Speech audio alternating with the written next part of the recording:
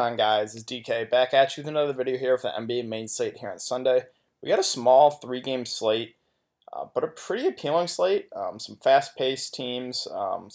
It's a pretty interesting slate. Um, Real quick, let's see how we did tonight. So the winnings haven't gone through yet, but it was a really profitable night. So yeah.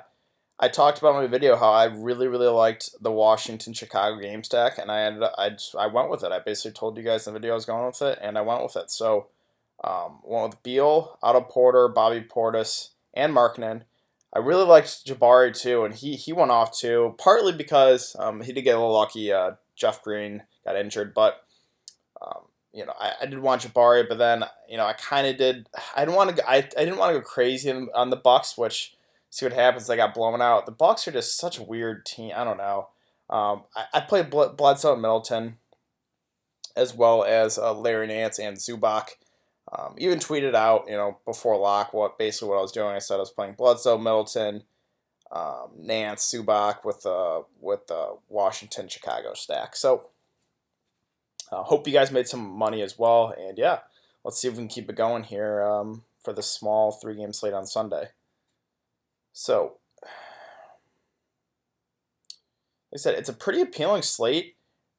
2 really appealing games here with Phoenix, Sacramento, and Orlando, Atlanta. Bad teams that don't play a whole lot of defense. That is literally the bread and butter here for fantasy for DFS. So I really like these 2 games. Miami, Golden State, not so much. I mean, there's definitely a big blowout risk here. Miami with Eric Spoelstra and this. Yeah, I don't know if I want to.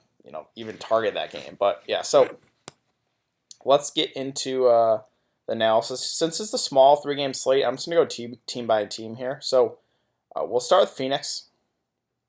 Okay, so Devin Booker here at 8.5 has been upgraded to probable. He's injury prone. I mean, it seems like this guy gets injured like once every couple weeks, but it's a really appealing matchup. 8.5K. Whenever he's injured, when he comes back, they never limit him, so I'm not worried that he's going to be limited. So I think Booker is a pretty solid play here at 8.5. If he does miss, then it's the 3 guys right below him here. It's Ayton, it's Josh Jackson, it's Oubre, who I would just absolutely love. These are the main catalysts here in the offense. So, like I said, if Booker misses, it's Ayton, it's Jackson, it's Oubre, but I do expect Booker to play. So I still do like Ayton, Jackson, Oubre here. Again, you can't get a much better matchup here than Sacramento. Ayton, the Kings have been really bad at defending centers. 6.9K. He seems underpriced. Josh Jackson just playing all the minutes he can handle. He's going to play 35 or so minutes. He seems too cheap here, 6.2K for his level of production. And then same here with Kelly Oubre. He comes out the bench, but he's going to play 30 minutes basically no matter what. Obviously, Oubre, Jackson, and Ayton take a little hit with Booker being back. Booker's, he's going to shoot the ball a bunch when he's out there, but I still think these 3 guys can get there. So those would be the Suns I would target. I don't know if I would mess with anything else. Bridges, he's okay. He's a low usage guy. He's going to play most of the game, which I do like. But yeah, I don't know. It's really the main 4 for me. If you want to play Bridges, I understand it. I think he's a solid value play, but I'm personally not going to go there. And then beyond that, Tyler Johnson, Akobo, I'm not messing with that situation. Rashawn Holmes, you guys know I do like playing Rashawn Holmes. He's a pretty high usage guy at the bench, so maybe I'd play him, but it's really those main 4 guys here for the Suns that I'm interested in. On the Sacramento side, it's a headache trying to figure out Dave Yeager's rotations. Let me bring it up really quick what the Kings' minutes were last game with the new addition of Harrison Barnes as well as Alec Burks here. So let me just bring it up. Hold on, it's taking a second to bring up on my phone. Okay, the Kings.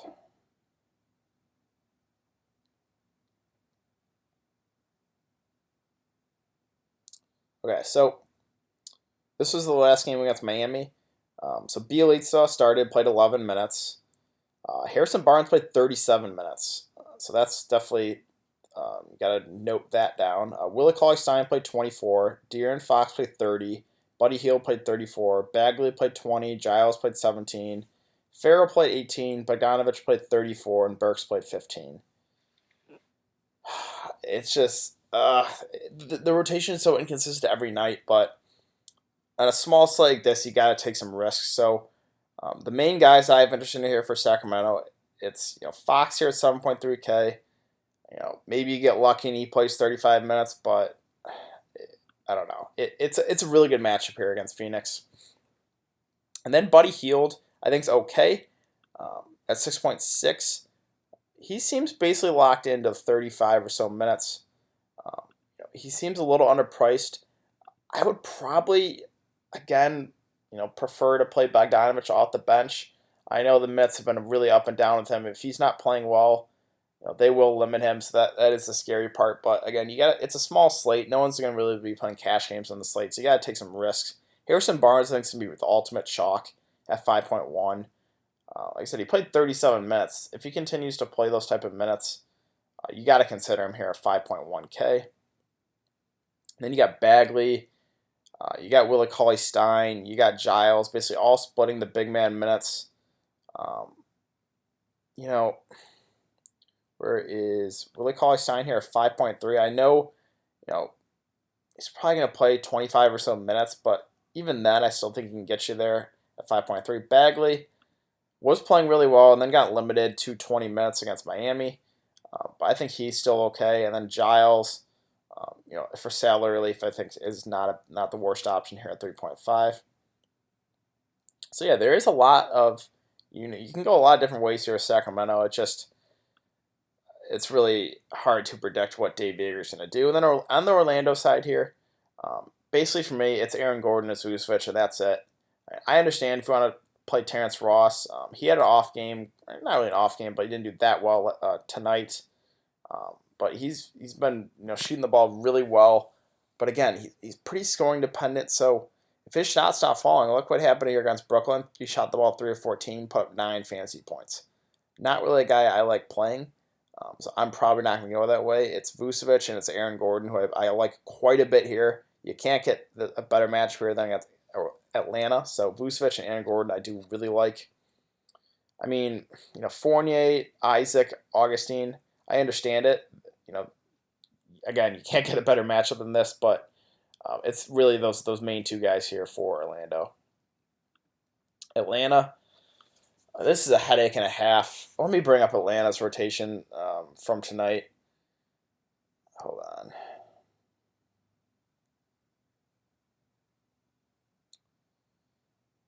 They just run the deepest rotations, and it takes forever to bring these up. Sorry, guys.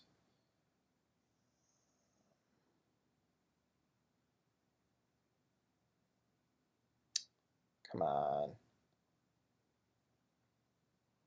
Okay, so they ran, let's see, 5, 6, 7, 8, 9, 10, 11-man rotation.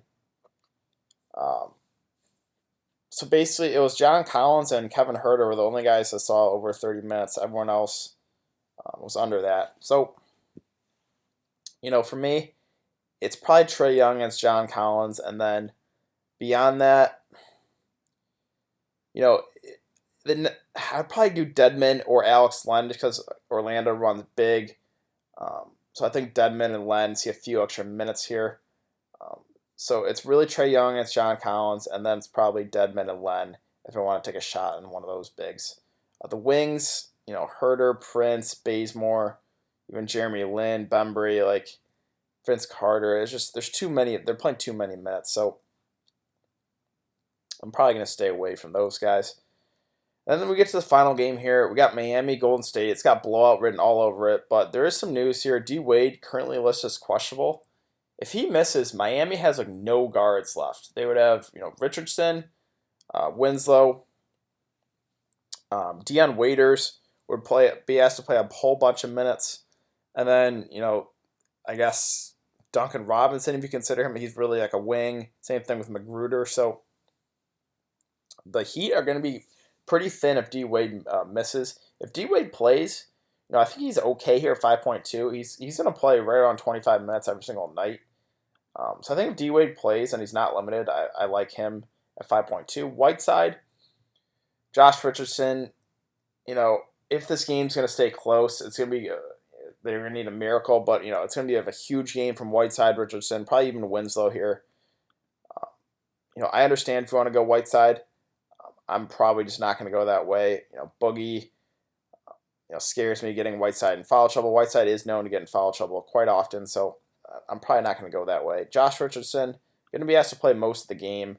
We'll probably even see some run in a blowout, honestly. Like Miami is very thin in the guards. And then you got Dion Waiters here, 4.2. Played 32 minutes.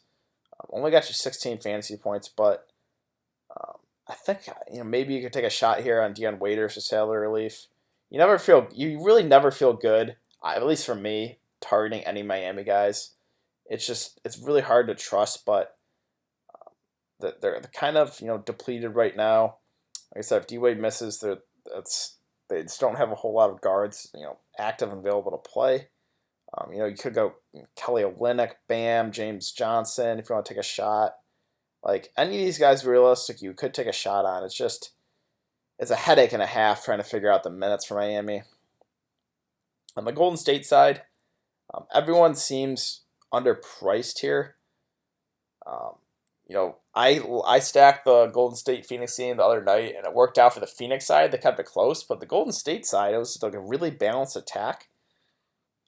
I'm probably not going to play any Golden State guys. If I was going to play someone, it would probably be Boogie Cousins. But yeah, I'm honestly probably staying away. If you think Miami can keep it close, then definitely maybe target a couple Warriors. But for me personally, I really like the mid tier with both of these games. There's a lot of really appealing plays. So I really like this Orlando, Atlanta, and Phoenix, Sacramento. If I was going to play someone from this game, it would probably be a cheap Miami guard or something, maybe Dion Waiters. I don't know.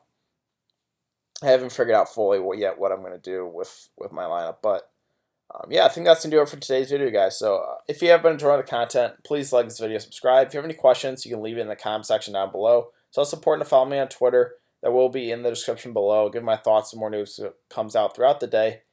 And yeah, I'll be back for another video on Monday. So I will see you guys then.